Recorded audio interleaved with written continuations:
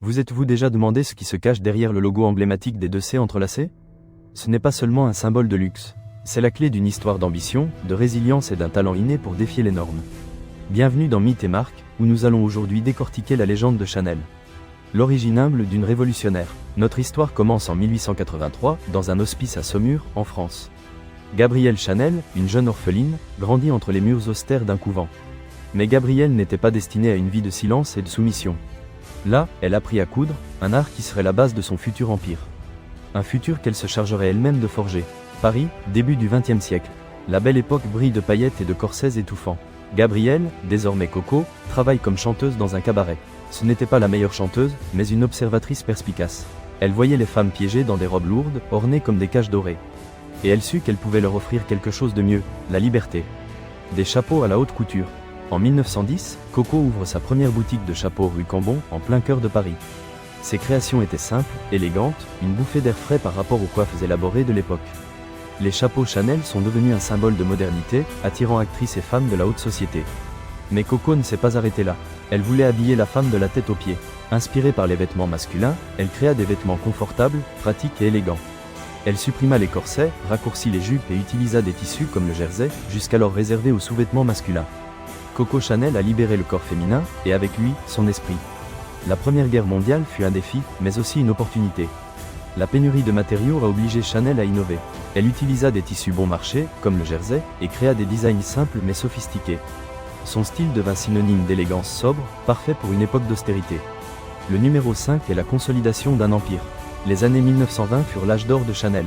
En 1921, elle lança son parfum le plus emblématique, Chanel numéro 5. Un parfum révolutionnaire, avec une composition complexe et un nom simple, qui devint un symbole de féminité et de sophistication. La légende raconte que Coco a choisi le numéro 5 parce que c'était son numéro porte-bonheur. Un choix qui allait marquer l'histoire de la parfumerie. La petite robe noire, le tailleur en tweed, les colliers de perles. Chanel a créé un style intemporel qui continue d'inspirer les créateurs et les femmes du monde entier. Sa vision était claire, l'élégance n'est pas dans l'opulence, mais dans la simplicité. Mais la vie de Coco Chanel n'a pas été exempte de controverses. Pendant la Seconde Guerre mondiale, elle ferma sa maison et se réfugia en Suisse.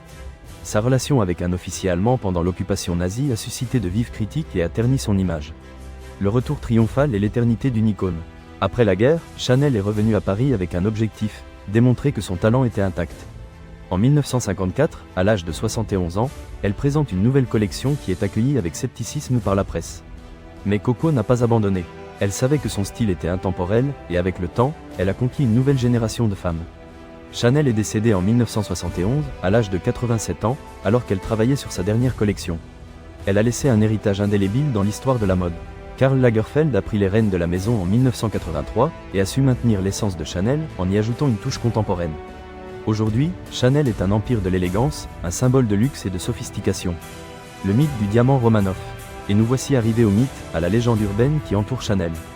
On dit que Coco Chanel a financé ses premières années grâce à un diamant de la famille Romanov, la dynastie impériale russe. L'histoire raconte que le grand-duc Dimitri Pavlovitch, amant de Coco, lui a offert le bijou, qui avait été sorti de Russie après la révolution bolchevique. Certains historiens affirment qu'il n'y a pas de preuves concrètes de cette histoire, tandis que d'autres pensent qu'elle est plausible étant donné le cercle social de Coco Chanel et sa relation avec des aristocrates russes exilés. Le fait est que le mystère du diamant Romanov ajoute une touche d'intrigue à la légende de Chanel. Réalité ou fiction? La vérité, comme souvent, se situe peut-être quelque part entre les deux. Chanel au jour. Aujourd'hui, plus que de la mode, un symbole. Aujourd'hui, Chanel n'est pas seulement une marque de mode. C'est un symbole d'émancipation féminine, d'élégance intemporelle, de rébellion discrète. Ses créations continuent d'inspirer les femmes du monde entier à exprimer leur individualité avec style et sophistication. Parce que parfois, derrière un simple logo, il y a toute une histoire de dépassement de soi, d'innovation et, pourquoi pas, une touche de mystère. Vous avez aimé ce voyage à travers l'histoire de Chanel? Si vous voulez découvrir d'autres mythes et marques, abonnez-vous à notre chaîne et laissez-nous vos commentaires. Quelle autre marque aimeriez-vous que nous analysions?